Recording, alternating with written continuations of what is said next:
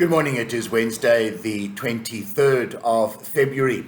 We continue the morning prayer readings. We read today from Proverbs 6 and also from the first letter of John, 1 John chapter 5. Of course, 1 John is written by the disciple John, who also wrote the Gospel of John.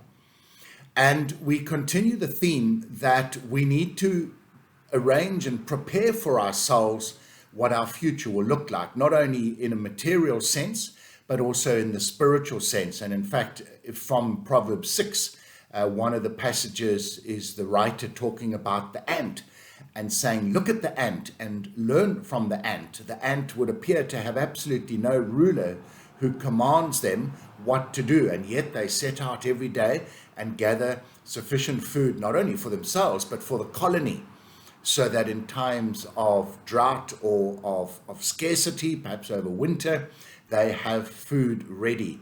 And the ant is seen and held up as an example of planning ahead. And the writer says, but what about you? In fact, he starts that little passage saying, look at the ant, you sluggard, you lazy person. And he goes on to say, if you sit back and be lazy and you simply fold your hands and you say, tomorrow is another day, mura is nog 'n dag, and you say the same thing the following day and the following day, then all of a sudden, it's urgent, it's a crisis, that the assignment you needed to do, whatever, is now late, and it's great panic all around. And the writer of Proverbs saying, why live a life that goes from absolute laziness to panic and then back to laziness? And that's what marks your life. Look at the ant, you sluggard. But I think it's talking here not only about laying up a physical provision like food or money for your retirement.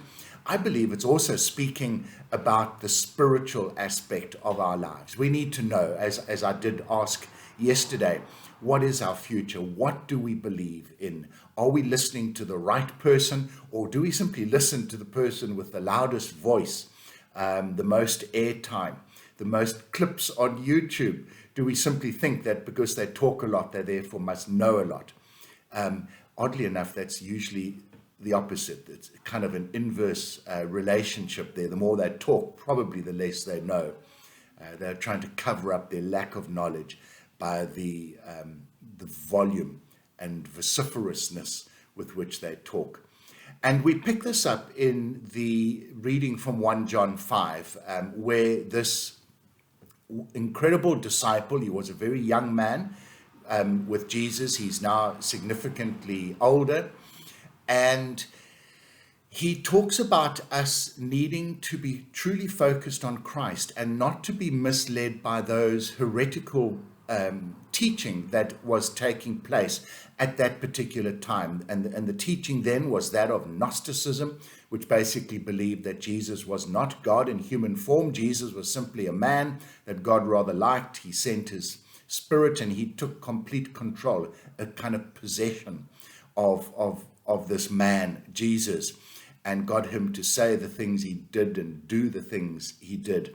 And then when Jesus was arrested, God withdrew his spirit. So the man that went to the cross was just a man.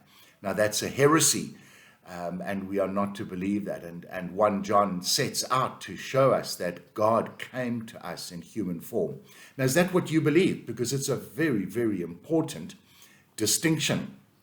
For some people, it might be quite a subtle distinction, but it's very, very important. Jesus Christ was God in human form.